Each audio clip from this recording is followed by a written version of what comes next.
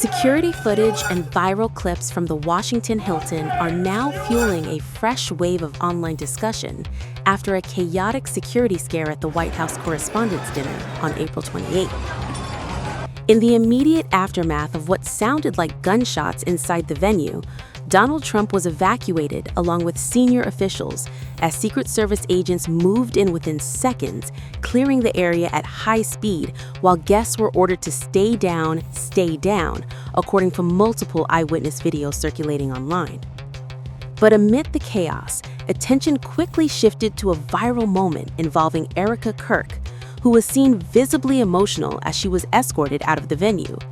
In a widely shared clip, she appears in tears, saying, "I just want to go home," as she walks away with security personnel on either side.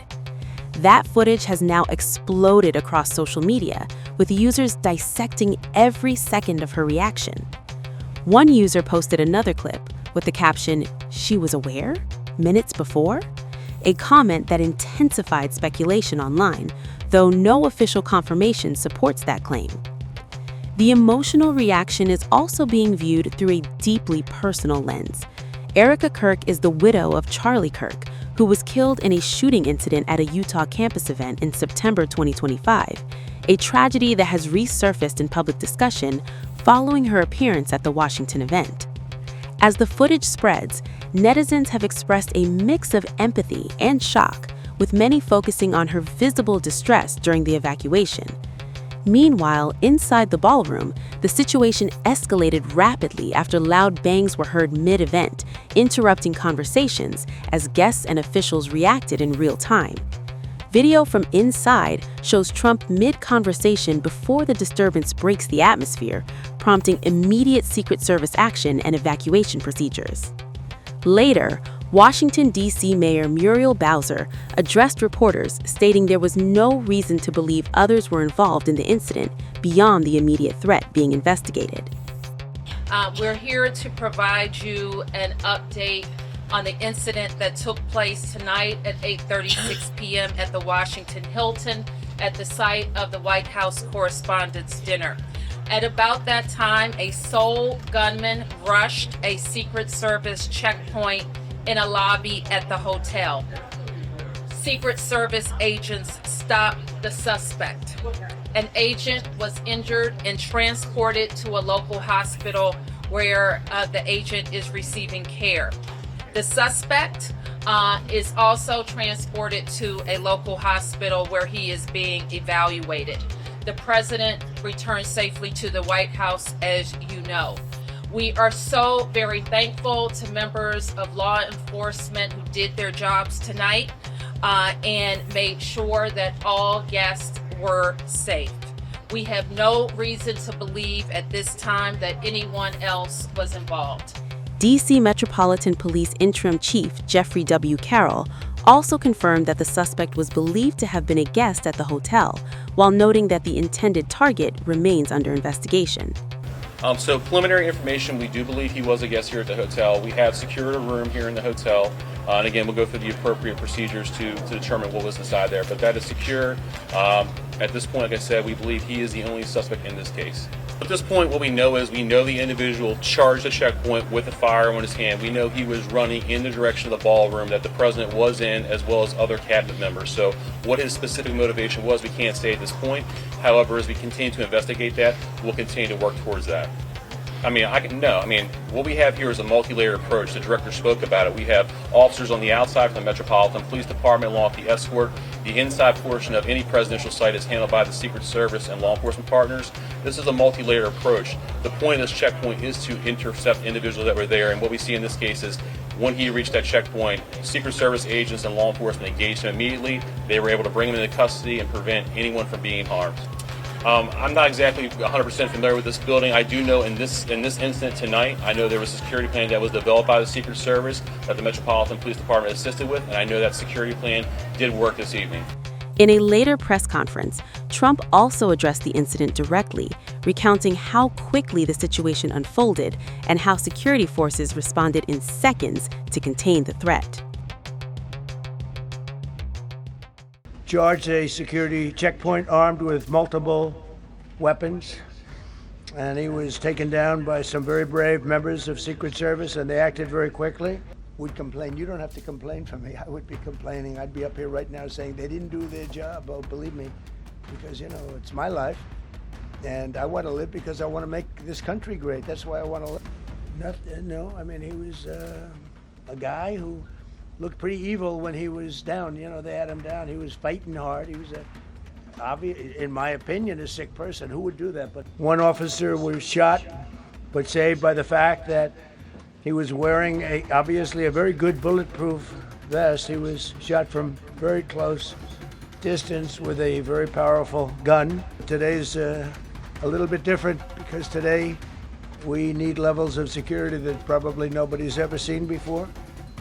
But everyone owes a tremendous debt of gratitude to the courage of law enforcement, the law enforcement, and working with the DC police. And we just spoke with the mayor. This was an event dedicated to freedom of speech that was supposed to bring together members of both parties with members of the press.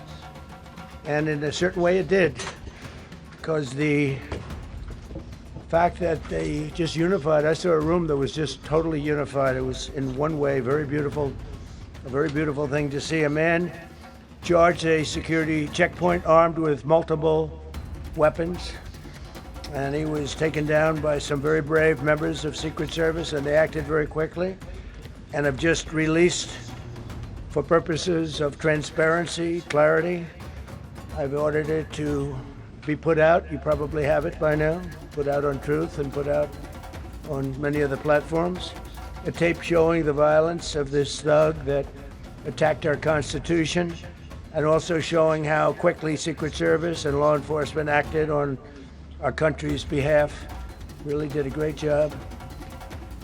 One officer was shot, but saved by the fact that he was wearing obviously a very good bulletproof vest. He was shot from very close distance with a very powerful gun, and the vest did the job.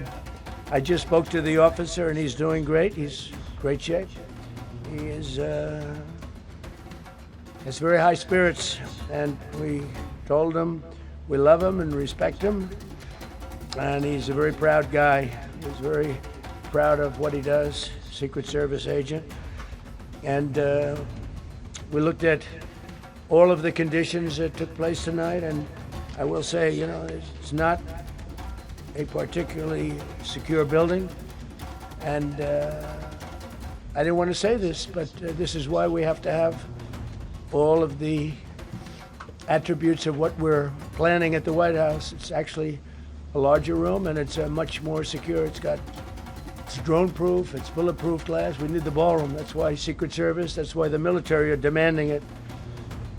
They've wanted the ballroom for 150 years for lots of different reasons, but today's a little bit different because today we need levels of security that probably nobody's ever seen before.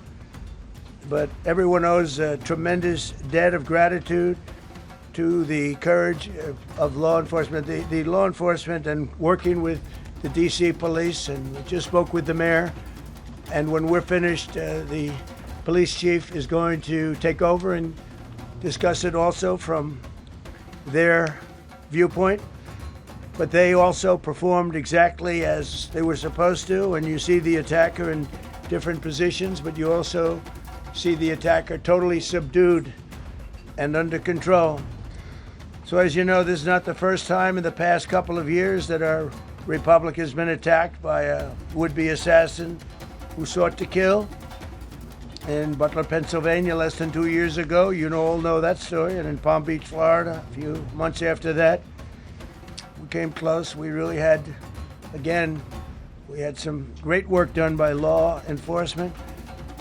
But in light of this evening's events, I ask that all Americans recommit with their hearts in resolving our difference peacefully. We have to resolve our differences. I will say, you had Republicans, Democrats, independents, conservatives, liberals, and progressives.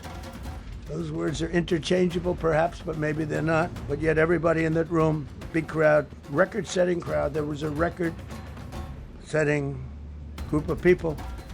And there was a tremendous amount of love and coming together. I watched, and I was very, very impressed by that. But First Lady and I were taken very well care of, very quickly, rushed off. Right. But you have done a fantastic job, please. Mr. President, I appreciate it. As you mentioned, it all happened so quickly. Yeah. And I wonder, especially because unfortunately you have experience with these sorts of threats, in that moment when you realized there was a threat and service agents were telling us to get down, can you describe what was going through your mind, how you were feeling in that moment? That's a very good question, actually. It's always shocking when something like this happens. It's happened to me a little bit, and that never changes. The fact we were sitting right next to each other, First Lady, am I right? And I heard a noise and sort of thought it was a tray. I thought it was a tray going down. I've heard that many times, and it was a pretty loud noise. And it was from quite far away. He hadn't breached the area at all. They really got him. But, so it was quite far away, but it was a gun. And some people really understood that pretty quickly, other people didn't. I was watching to see what was happening. Probably should have gone down even faster. Melania was very cognizant, I think, of what happened. I think she knew immediately what happened. She was saying, that's a bad noise. And we were whisked away along with other people, but we were really whisked away. And again, the performance of the Secret Service and the police, all of the law enforcement, I thought was really good. So it was very quick. There wasn't a lot of time to be thinking, because it was a matter of seconds before we were out the door and gone into an area. We very much, and you wanted to too, we very much wanted to continue it, because I don't like to let these sick people, these thugs, these horrible, horrible people, change the fabric of our life, change the course of what we do. So we held out. You were there. We held out right till the end, but they didn't want to take a chance, and I understand it was protocol. But we're going to be doing one hopefully within the next 30 days or sooner, and I am ready, willing, and able. And I was all set to really rip it. And I said to my people, this would be the most inappropriate speech ever made if I said one. So I'll have to save it. I don't know if I could ever be as rough as I was going to be tonight. I think I'm going to be probably very nice. I'll be very boring the next time, but we're going to have a great event. And you did a fantastic job. Thank you very much. Peter, go ahead. Thank you, President Trump. There's a report in the New York Post that this assailant assembled his weapon somewhere on site at the hotel. What do you think about that? And I ask respectfully, why do you think this keeps happening to you? Well, you know, I've studied assassinations, and I must tell you, the most impactful people, the people that do the most, you take a look at the people, Abraham Lincoln, I mean, you go through the people that have gone through this, where they got them. But the people that do the most, the people that make the biggest impact, they're the ones that they go after. They don't go after the ones that don't do much, because they like it that way. And when you look at the people that have either, whether it was an attempt or a successful attempt, they're very impactful people. Just take a look at the names there, the big names. And I hate to say I'm honored by that, but I've done a lot. We've done a lot. We've taken this country, and we were a laughing stock for years, and now we're the hottest country anywhere in the world. We've changed this country. And there are a lot of people that are not happy about that. So I think that's the answer, Peter. And after Butler, your team for a while rethought outdoor events. Yeah. Do you think that you now need to rethink indoor? Well, but then you just don't do events. No, I can't do that. I have to. It is what it is. We have to do it. The room was very, very secure. You know, he charged from 50 yards away, so he was very far away from the room. And what did you think when you saw the video of how fast he was moving? He was moving. He was really moving. And the reaction time was great. Boy, those guys, they had their guns drawn literally by the time he was there. They were shooting. I thought they were very impressive. And if I didn't, I'd let you know, I'm not going to be I would not stand for that. No, I thought they were very impressive. Thank you, President Trump, and thank Bye. you for updating us on Thank the you. suspect earlier. Were you aware of any threats? Was your team aware of any threats beforehand? And do you believe you were the target of this tonight? I guess. I mean, these people they're crazy. They're crazy, and you never know. He was very far away from me. He had to go through a lot. We had resources all over. We had resources sitting at tables, literally in disguise, sitting maybe at your table. Who knows? But we had people all over the room, so he had a long way to go. That was really a first line of defense, and they got him. And they really, they acted incredibly. No, there was no notification. We had no idea. Go ahead, Do you Kevin. have any political motivations from this? Well, you never know. Now, we'll be able to tell you that maybe by tomorrow or the next day. He's in custody, and they're asking him a lot of questions. I guess they're going over, Todd, and they're already at his apartment. He lives in California. Yes, sir. And they're over there, so they'll be able to tell you. Thank you, Kevin. President Trump, did the suspect say anything, or was he wearing anything that would allege some type of motive here? No, I mean, he was a guy who looked pretty evil when he was down. They had him down. He was fighting hard. He was in my opinion, a sick person. Who would do that but a sick person? But I think you're going to find everything about him. No reason to talk about it now. But tomorrow at this time, long before this time, you're going to know a lot of things about him. They seem to think he was a lone wolf, and I feel that too. Are you concerned about U.S. Secret Service protection ability? We saw several of the detainees take minutes to be escorted out of the room. No, they acted very quickly. No, I was very impressed by Secret Service. I mean, I'm the one, and Mark Wayne, you would agree with that, I think. I'm the one that would complain. You don't have to complain for me. I would be complaining. I'd be up here right now saying they didn't do their job. Oh, believe me, because, it's my life. And I want to live because I want to make this country great. That's why I want to live.